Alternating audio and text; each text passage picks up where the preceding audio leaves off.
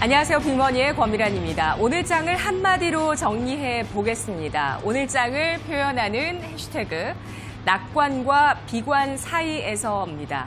자, 오늘 시장 2090포인트까지 보고 있습니다. 코스피 2090포인트까지 13거래일 연속 쉼없이 올라왔습니다. 이 와중에 미중의 양국 간의 삐걱거림도 한 차례 확인했고 또 독일의 제조업 PMI 9월 지표가 10년 만에 최저치를 기록하는 부분도 확인했습니다. 우리 증시 크게 흔들리지 않고 잘 버티고 있는 모습 나타내고 있는데요.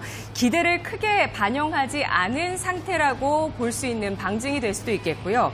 또 미중 양국이 유지하고 있는 대화의 불씨 2주 내에 다시 한번 협상을 재개하겠다는 소식 나오고 있습니다. 더불어서 독일의 경제지표 부진에 따라서 독일 정부가 그동안 고수해 왔었던 균형 재정을 포기를 검토하겠다라는 소식까지 나오고 있습니다. 경기 우려감이 커질수록 이렇게 각국의 재정 정책의 확대의 기조들이 나오고 있는 것인데요.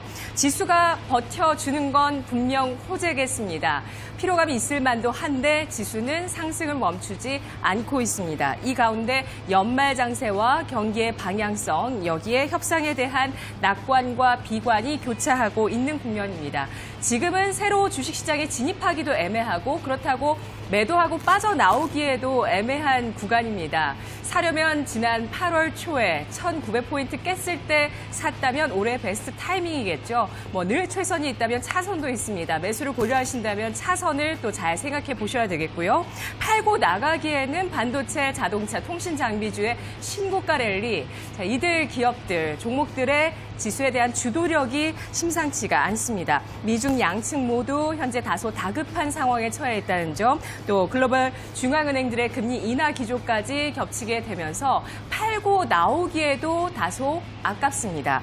자, 11월 속속 정상회담들의 일정들이 나오고 있는 모습인데요. 11월 하순에 부산에서 열릴 한 아세안 특별정상회담에서 김정은 국방위원장이 참석할 가능성에 대해서 오늘 국방부에서 국정원 측에서 속보를 전하고 있고요. 또 11월 칠레에서 열리게 되는 에이펙 정상회담에서 미중 양국이 정상회담을 갖고 미중 무역 분쟁의 휴전을 선언할 것이다라는 외신의 보도들도 잇따라 나오고 있습니다. 적절한 대응은 낙관과 비관 그 한쪽으로 치우치기보다는 앞으로의 기회와 위험 요인들을 나누어 보고 이것을 점점 하나하나 확인해 나가는 것이 되겠죠.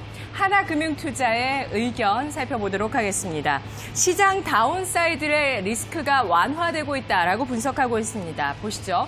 미중 무역 마찰의 해빙 전환에 대한 기대, 한층 강화되고 있는 글로벌 정책 부양의 시도, 또 역사적인 락바텀 수준의 주가와 밸류 메리트가 현재 복합적으로 작용한 결과라고 하는데요. 하지만 투자자들의 고민은 여전합니다. 수출이나 실적 같은 펀더멘털의 증거가 부족하다는 점, 잠복돼 있는 글로벌 정치 정책 불확실성과 연전 연패했었던 관련 이슈에 대한 트라우마들까지 이런 것들이 현재 시장의 자신감을 부재하는 그러한 요소들이 되고 있다라고 이야기하고 있는데요. 계속해서 하나금융투자의 의견 살펴보도록 하겠습니다.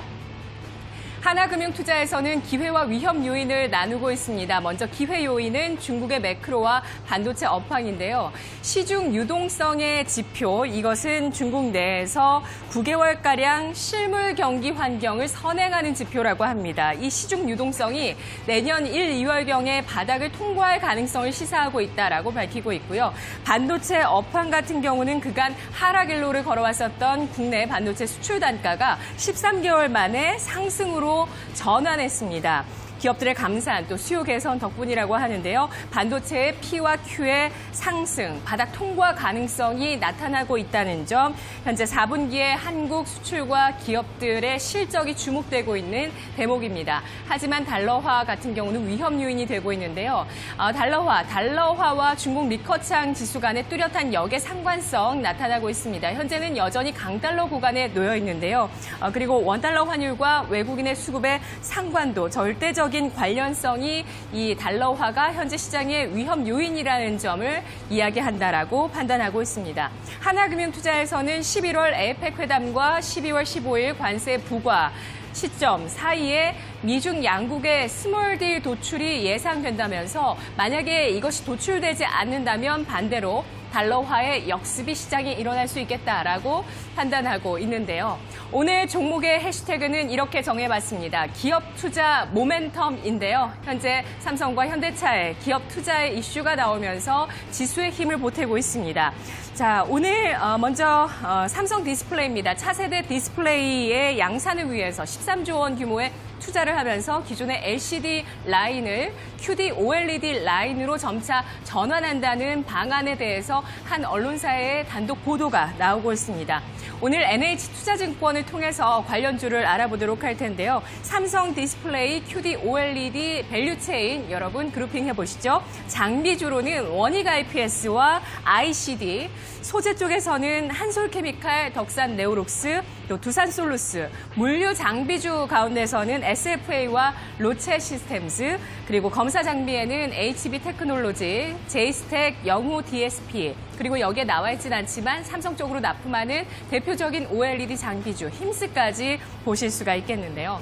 현대차 같은 경우는 2조 4천억 원 규모의 자율주행 합작 법인 소식을 알리고 있습니다. 50대 50 앱티브와 함께 합작 법인을 설립하는데 순수 자율주행 기술 기준으로 해서 글로벌 3위 기업입니다. 구글의 웨이모와 또 GM에 이어서 앱티브가 3위의 기술력을 갖고 있습니다.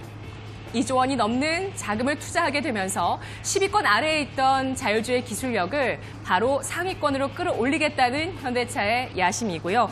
더불어서 2024년까지 자율주행차를 상용화하게 되면서 2024년까지의 이러한 게임 체인저로서의 변모를 예고하고 있습니다. 국내 IT와 자동차 주들의 기술 경쟁력 강화를 위한 여러 가지 시도들 이제 본격화될 수 있는 것일까요? 관련해서 우리 기업들의 장밋빛 미래를 낙관할 수 있을까요? 기술 경쟁력이 무기가 되고 있는 미중 패권 다툼 기간 안에서 도약의 기회를 우리 기업들이 잡게 된다면 현재 우리도 그들 기업의 지분을 확보하는 것 어쩌면 늦지 않은 선택이 될 수도 있겠습니다. 오늘 시장 상황 알아보도록 하겠습니다. 이지혜 아나운서입니다.